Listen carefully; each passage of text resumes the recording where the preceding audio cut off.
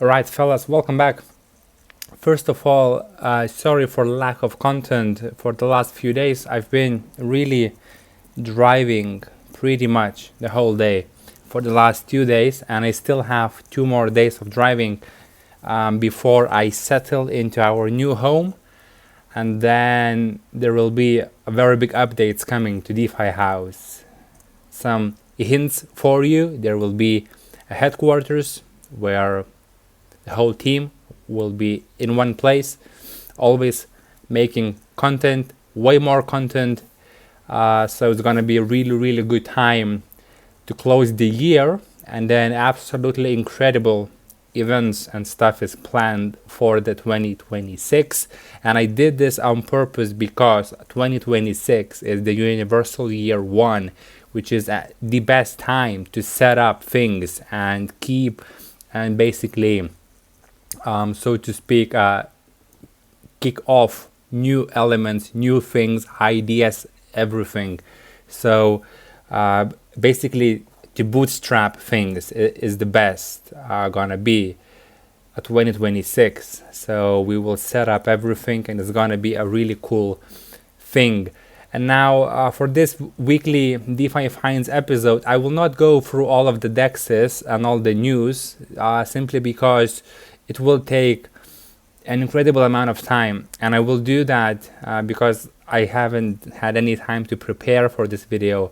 So but I still want to make it as valuable as possible. So this will not be the standard one, but instead I will just quickly go through the charts of the major assets, share what I see, share my opinion, so to speak, and then we will go to a few of my favorite tools, and we will take a look at where the market is at the moment, so to speak. Okay, because I see that the market is bouncing back up, and we will start with BTC.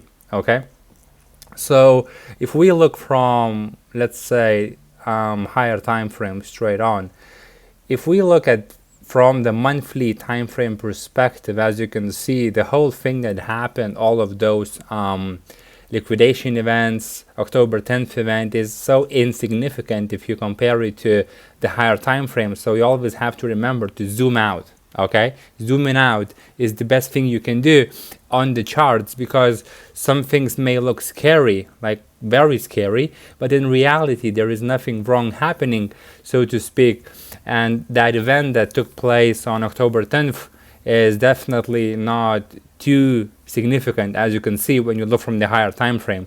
If you look at other assets like ETH as well that suffered a lot, it's also pretty much insignificant.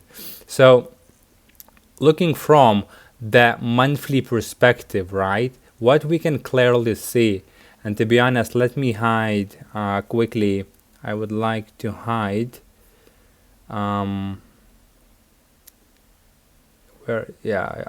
drawings.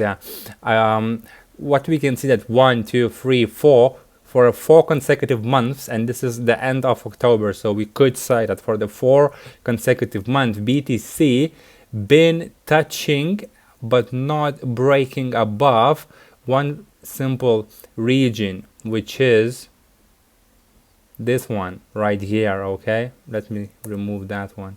Okay, pretty much this region of 123 point something, more or less, right? It's been trying and trying and trying for the last multiple months and failing to take out these highs. So from a very high time frame perspective, BTC is really consolidating, right? And if we look at the depth of this range, it's only 15%. So for the last 4 months, BTC stayed within about 15% range, which is really low volatility, so to speak, for BTC. Because if you look in the past, you can see, for example, this month alone was 14%, 11%, 2%, 8%.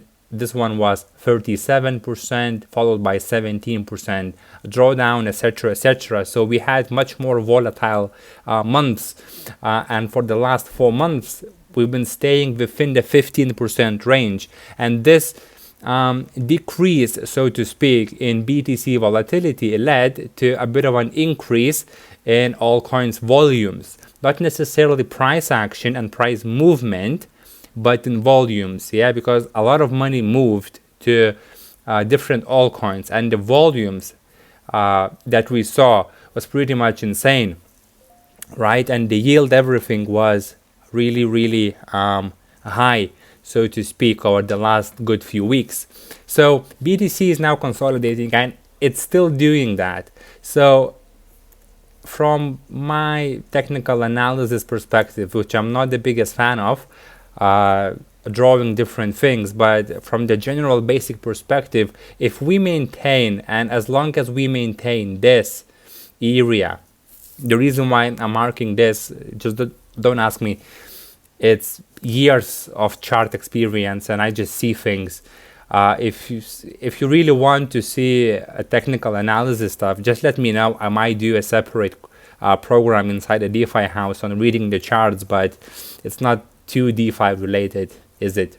Right? So while we're maintaining this area, right, specifically this area, we are good to go, and we are good to remain within this consolidational period, so to speak. I cannot tell any areas from the upper side right here, because this is the actual all-time highs of BTC, and I don't see any areas to mark here apart from just these previous highs.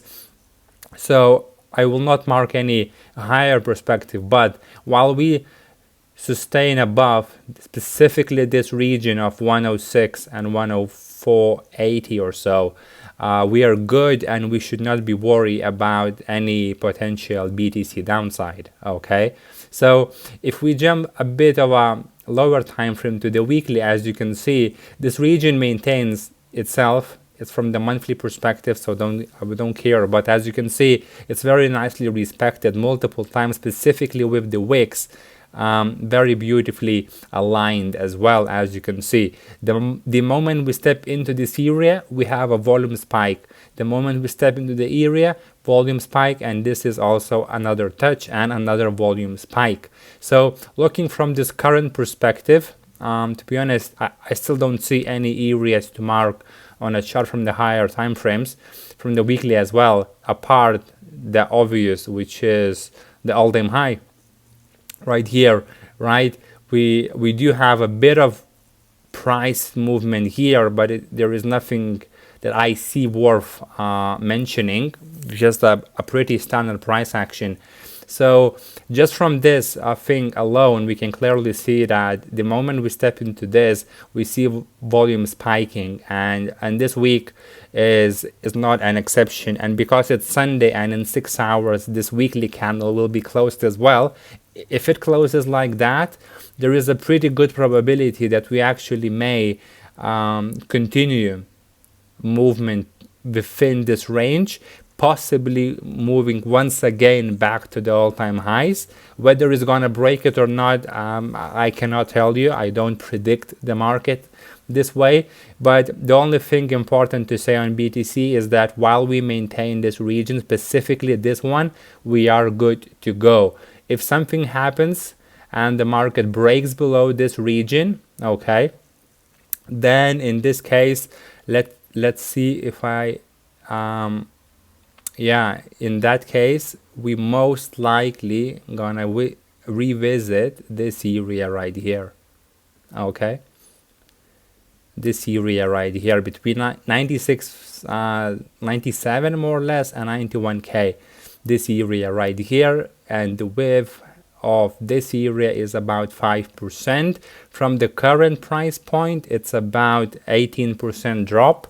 I don't expect this to happen, but if we fail to maintain this region, this is the next one, hands down. It's a very simple chart reading, okay?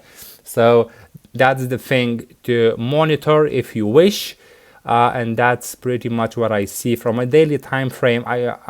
It's for me, it's too much noise. It's too low of a time frame for any significance.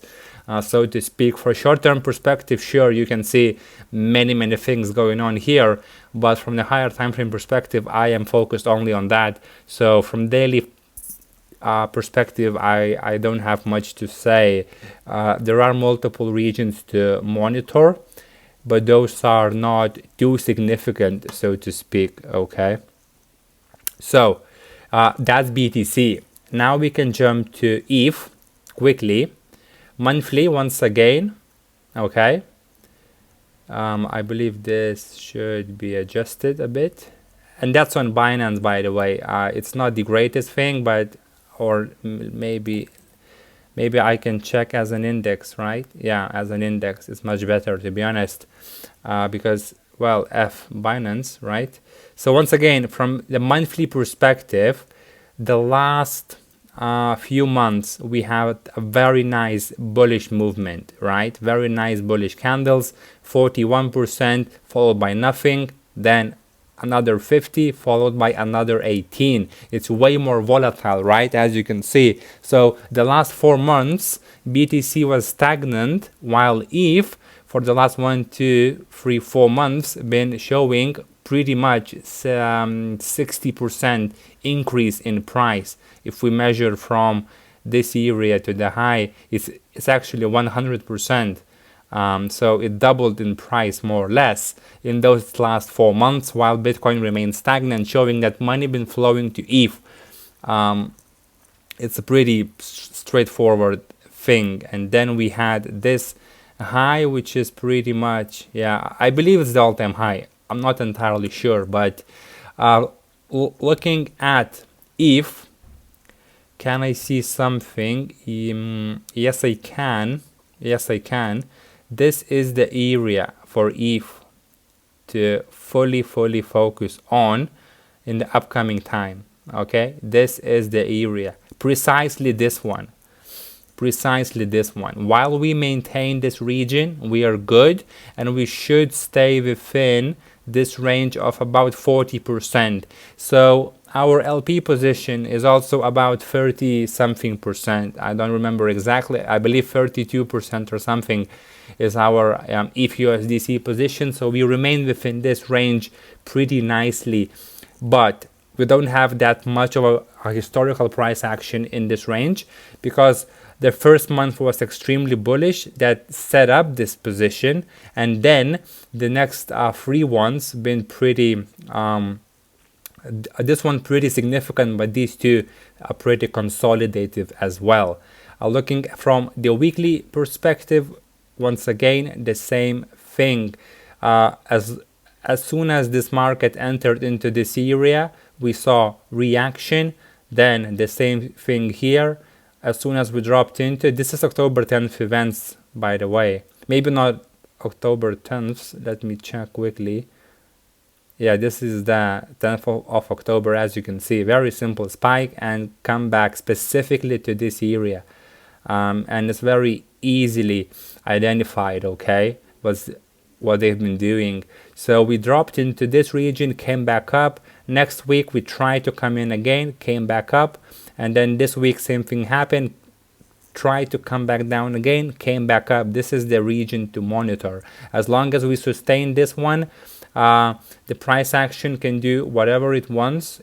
It can actually honestly stay like that for many months, but as long as we don't break below this region, we are good, right?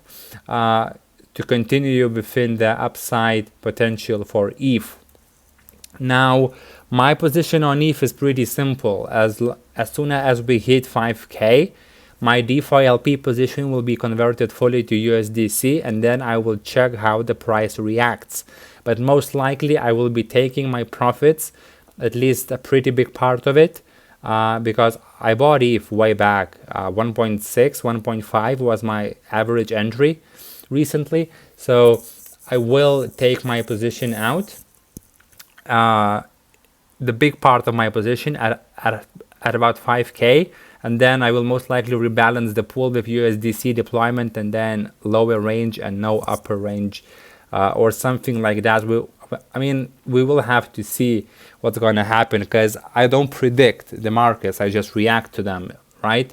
So not much to say besides what I just marked on the chart. All of this is noise. There is nothing to see from the technical standpoint of view on if as long as we sustain this one, we can do whatever we want, whether we gonna go for the all-time highs or not on the upcoming weeks and days. We will see. I cannot tell you this. If someone can, they are either lying or they are actually wizards. Okay, and Solana. Okay, Solana, I have some bullshit drawn over here. Actually, let me see them and remove. Okay, so Solana from the monthly perspective as well. This is way more interesting because we have historical price action, even though not much, and it's not really valuable. Besides, specifically this region right here, this is the region to monitor on Solana from the upside perspective. And then we have a region. Do we have a region? Well, kinda, but I would be happier to have this region right here. Yeah, almost like that. Just a second, guys, I have to check one thing. Okay, so as you can see, we do have some historical data on Solana. We have the highs over here, and then currently we are maintaining within this region of price, which is, while we are not above this region, Solana is not going to the all-time highs. Simple as that. While we stay above this region, we may actually do whatever we want within this region, like that. Something like that can happen for as long as it wants. While we stay above this and below this, we are not going to the all-time highs. As long as the market breaks that region, let me delete that one and this one as well. As soon as the market breaks this from the upside, then we might actually take out the highs. So far, no. So your ranges as well, coming to the weekly perspective, we do have a little bit more data. From the weekly perspective, I could say, just a second. Yeah, we have a very clear price point as well, which is specifically this one. And let me change the color to, I don't know, this one. So this is a bit of a more price action driven asset because it's way more volatile, of course, right?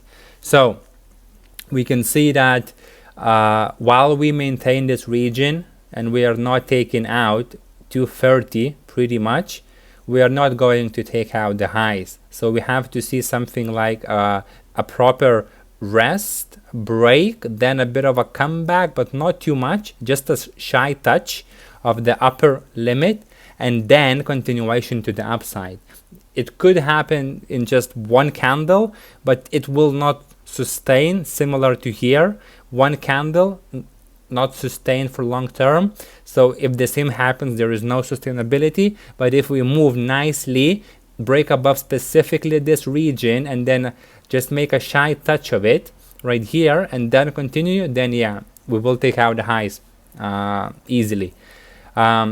Now, from the weekly perspective, if we break below this region right here, 176 to 166 more or less, then we could then revisit this area right here of 99. But I don't see that happening as well, because that's a pretty steep drop, and unless something happens pretty aggressive, I don't see this happening anytime soon, to be honest. Maybe through the bear market, but not as of right now, while we still maintaining this area right here. As you can see, October 10th event also retested specifically this area with a very nice precision as well. It's just how the price action moves, so it's not too difficult to see. And then eventually, yeah, while we maintain these areas, we are good to go. So for Solana, just to summarize everything very quickly, what's gonna happen, we either gonna maintain this this region like that, more or less, yeah, and if we take the high touch it and then go, we might actually take out the highs. And if we're not gonna do that and we fail to sustain this, we might actually struggle here, but essentially reach 99 to $100 per Solana range as well, which is a possibility. Okay, so these are the majors covered from the technical point of view. I can quickly check SUI maybe as well. I'm really running out of time because I have a call pretty just a few minutes. So from the SUI perspective, I don't actually see much. Yeah, I don't see much. It's just the same thing, to be honest. There is one region to follow, which is specifically this one. While we stay above 187, we are good to go. We are good to go, no problem. From the monthly perspective, from the weekly side, we do have one region to monitor, which is this one. Okay, yeah, so while we're staying within this range, we are pretty much we're gonna stay within this range. As soon as we break above, we might take out the highs, and if we fail to sustain this one, we might revisit lower prices, but I don't see that happening. So I don't think it's gonna happen within this months, so to speak. So yeah, it's looking pretty safe, to be honest. So this will be a weekly DeFi Finds episode, basically the charts. Okay, I just wanted to share my opinion. If you liked this format, just let me know. Okay, always give me feedback what kind of content you enjoy. This will not be a news related stuff, simply because I just need some time to research that, and I've been driving all the time, so I'm really sorry for that.